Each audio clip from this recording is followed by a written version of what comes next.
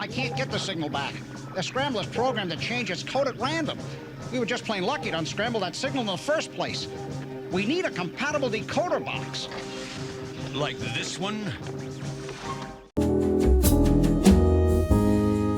Dusty Toys, hey you. Welcome back to Dusty Toys. I'm joined by a couple of friends today, not the two people that always watch these videos. Hi to the both of those. Nice to see you again.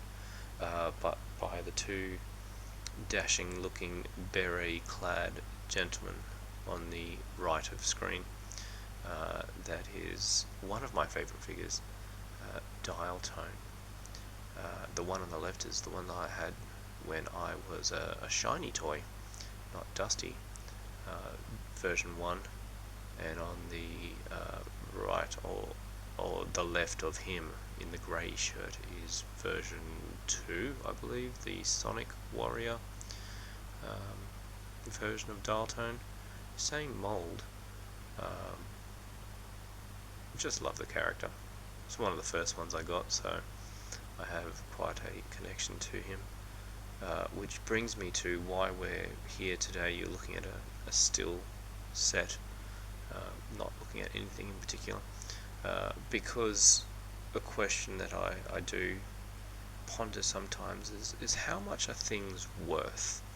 And let me just put on the table what we've got to look at today. Here he is. It's the bigger version of those two. When you're collecting, how much is something worth? I'm of the opinion that things that have value, things that are worth something, they're really worth how much you're willing to pay for it, I guess. And if people are willing to pay a certain price, then that becomes the market, I guess. But the story with this guy is he was released earlier this year, January, I believe, maybe even December last year. Either way, very popular, sold out very quickly, and I found that he was being re-released, and I was like, oh, okay, great. When is that? September this year. Still 3 months away. And so I looked at my options, and option 1 was, wait until September, pay the $45, $50 that he will probably be upon release, as would be, most of the retail prices for these kinds of figures. Or if you find one earlier, do you pony up and pay however much it's going for. Obviously you can see that's what I did. Price wise, I think all up it was about $75. I don't think it was more than 80, but $75. So that whole have it now and pay slightly more, or wait and possibly maybe get him on re-release retail if you don't pre-order, so that's the quandary that comes with this particular Dial Tone. Even in the box you can see, Jesus, a good looking figure, isn't he? Very G1 accurate. Do we call them G1s in G.I. Joe? I don't know. I'm more of a Transformer guy, but version 1 there next to the box looks very, very similar. If you have a look, the backpack looks pretty same. The weapon looks a bit the same. He's got a few other doodads that the first version didn't come with. I know friend of the channel, Shark Eye Reviews, likes to look at different things in the box. Apparently these things mean something. I don't know what those symbols are. If I wanted to look for them, I could probably find them out. I think He's a telecommunications specialist, so one of them's probably got to do with communication in some way. I don't know. It looks like a little tower there, a phone. Is that a microchip or something? And it kind of looks like a lock, so maybe it's like cybersecurity or something. You got a cool picture on the back there with a whole bunch of languages that I don't know. One thing that did concern me on buying this was legitimacy. Is this a real classified? Is it a knockoff? How do you tell? I don't know. I have literally just noticed there's a leather neck in the back there.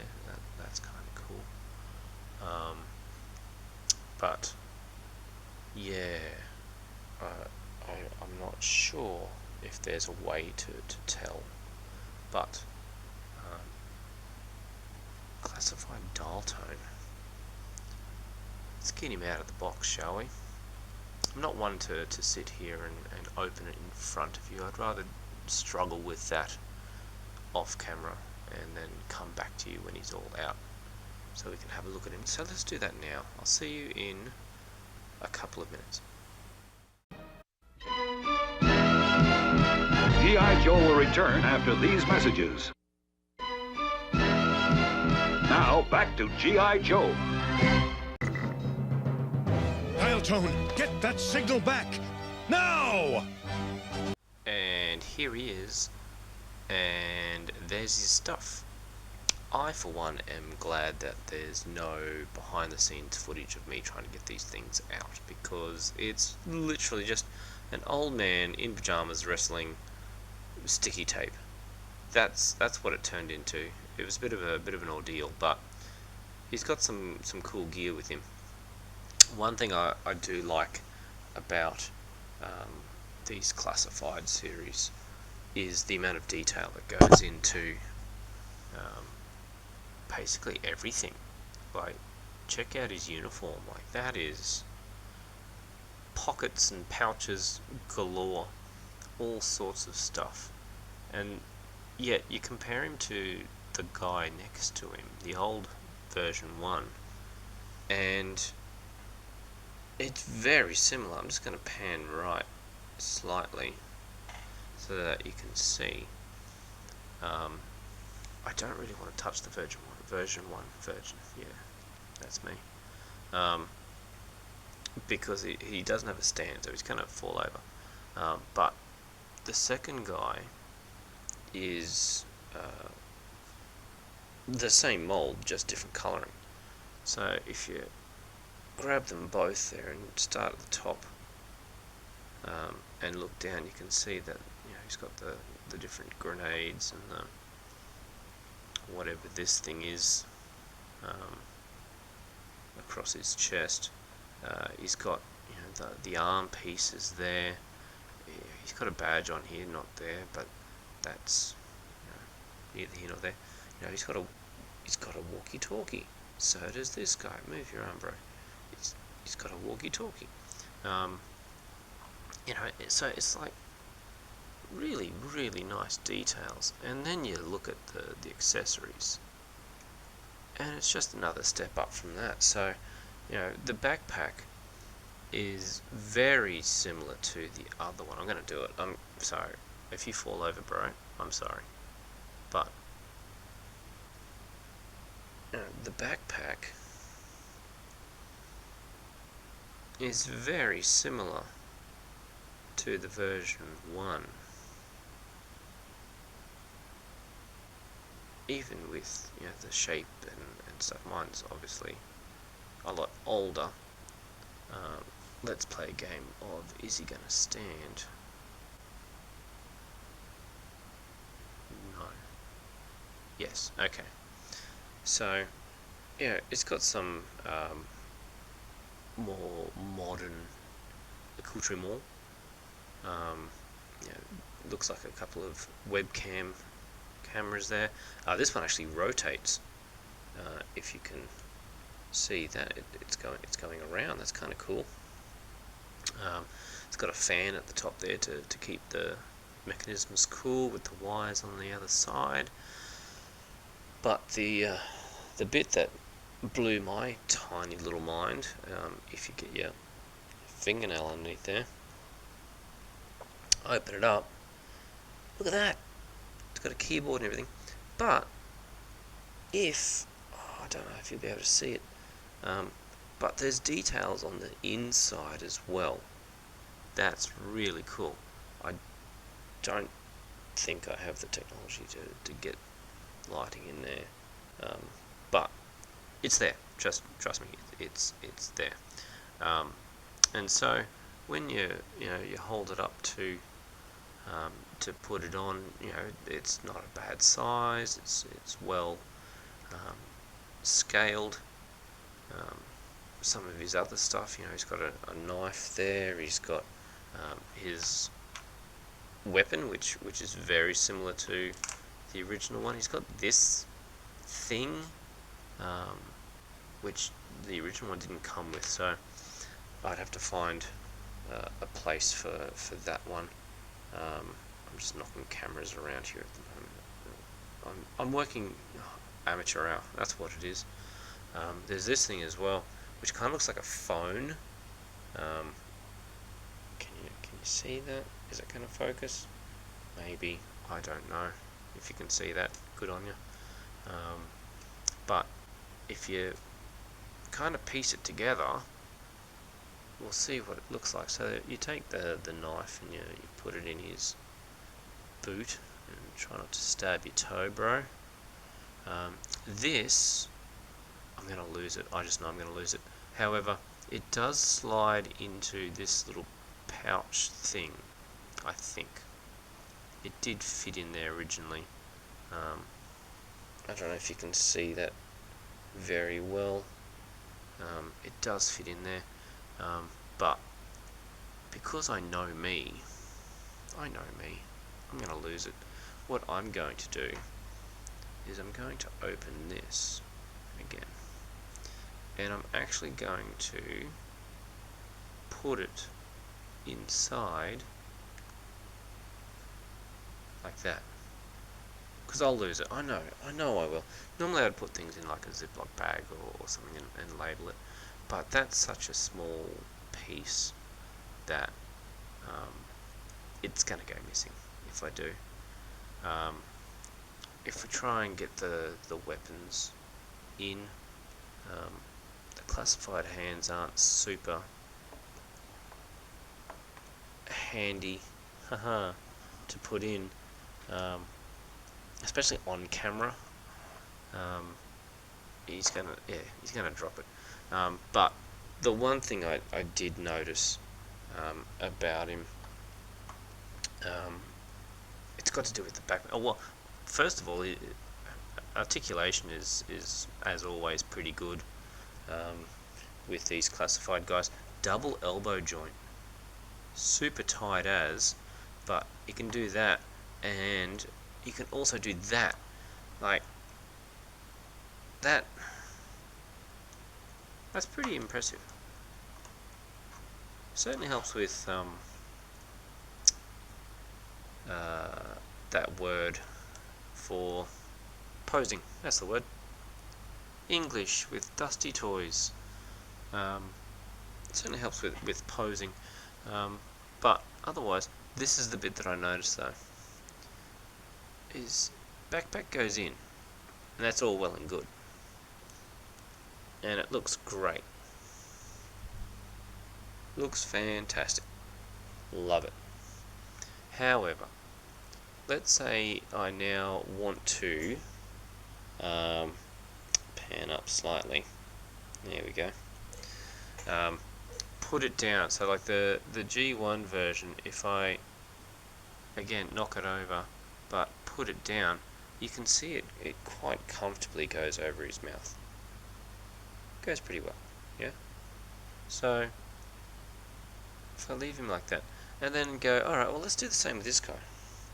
Let's put his thing down over his mouth. Oh, lighting issue. There we go. Let's put it down over his mouth. Well, okay. Well, now it's in his eye. You know, it could be an issue on my part, but that backpack's sitting pretty flush on his back, and so it doesn't really go super well down his face. This thing here gets in the way. So I'll probably just end up leaving it up like that when I pose it. Having all sorts of technical issues tonight, but that's what it is when you're out of the game for so long. But it's dial tone. I like it. I'm not so worried about the thing poking him in the eye. I'll just leave it up like that. It's kind of cool. And he'll fit in well with the rest of them. So I might play with them a little bit more, I think, and I'll put some poses up on my the shorts reel with what I can do. Other than that, to the two of you that were watching this, you know, if you're wondering, do I get it when it comes in September? Yeah, I would. Yeah, for sure. Absolutely. The unfortunate part is, of course, now that I've heard his voice in the cartoon, I can't get that out of my head. I can't believe he's that. That's really disappointing. But, oh well. Catch you next time. Bye.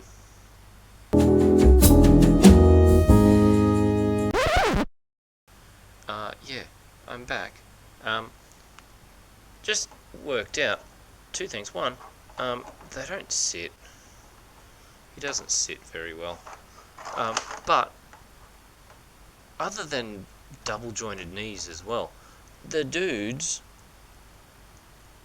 this thing flipped off. His beret comes off. He's got a cool haircut, but it totally comes off. I don't know why. I wonder if there's other accessories or something that's supposed to go with this maybe eventually. I don't know. But his beret comes off. That's crazy. Crazy, I tell you. Anyway, yeah, that's it. You can go back your day now. Bye. Tossed to toys.